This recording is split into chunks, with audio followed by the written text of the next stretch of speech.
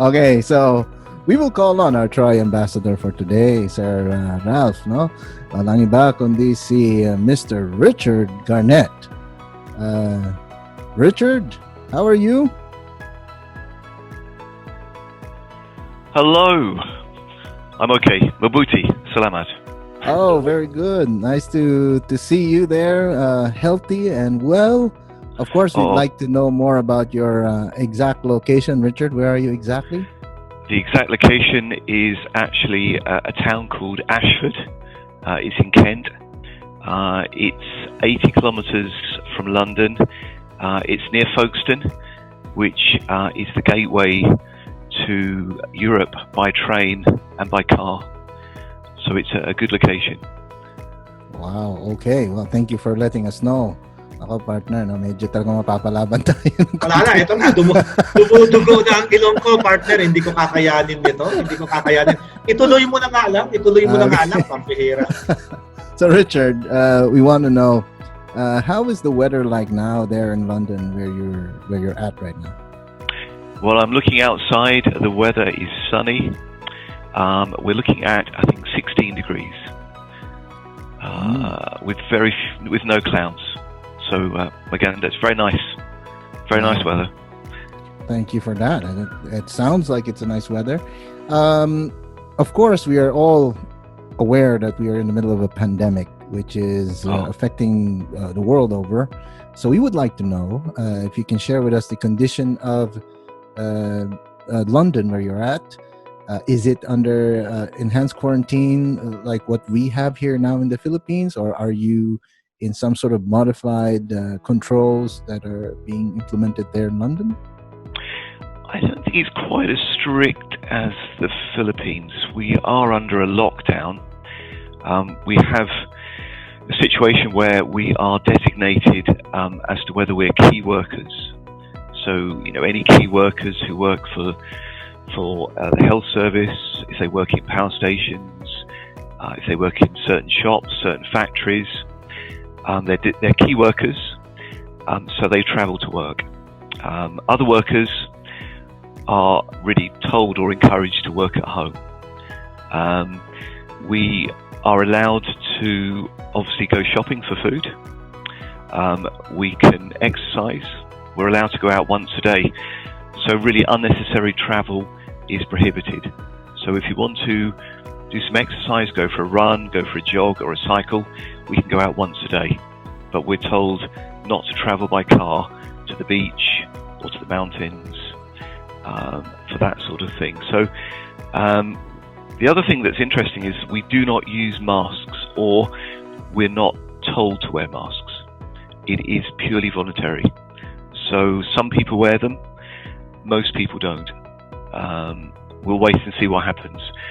So schools are closed apart from children whose parents are key workers. So some children go to school, but very few, and they have to obviously be strictly separated. So there's social distancing at school. So really, I think the lockdown is more of a partial lockdown. It's not quite the same as the Philippines. Okay, well, it sounds similar, but yeah, a little bit different in some ways. Now, I was told that you are a frontliner as well. Could you tell us a little bit about what you do as a frontliner? Yeah, sure. Funny, my role has changed. I was a backliner. No, I was a frontliner. I worked with hearing and balance before, so I help people with their hearing. But that service has been altered. It's now a skeleton service. So I was moved to a different service. That service is called relative support. It's a very important role because basically we're involved with working with families whose family members have died, many from COVID-19. So the role basically involves liaising with doctors. We get the doctors to come to us. Of course, they have to remove all their PPE. They have to get thoroughly cleaned. So they come to us. We get them to do all the paperwork, death certificates, certificates for crematorium.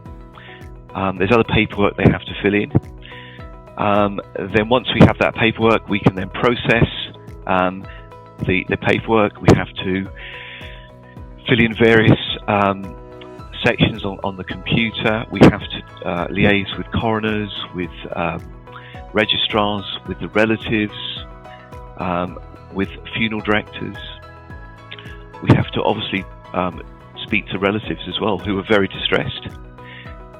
We have to give them the loved one's possessions. And again, that's very important, but it can be emotionally challenging. So it's a very important role. And unfortunately, more and more people are dying. I've heard recently of even Filipinos that have died on the front line. So it is upsetting, but we're doing our best to cope. Yes, and so we are very thankful for your efforts, your sacrifices in helping out with this entire scenario of the pandemic. I'm sure many people who are like you are also working very hard to help the families out there. It's the same here in the Philippines. A lot of the Filipinos, the frontliners are there. And yes, sadly, some of them have been affected by this one way or another. But we are looking forward to a more positive time when all of this will be fully under control, or somehow with a modified quarantine, we would be under control and live life a little better than we are experiencing it now. So I noticed a while ago you were talking in Tagalog a little bit. I can hear a little Tagalog in you. Have you visited the Philippines before? If you have, how many times have you visited? I think I've been about seven times. Wow. And what are some of the places that you've visited in the Philippines or tried?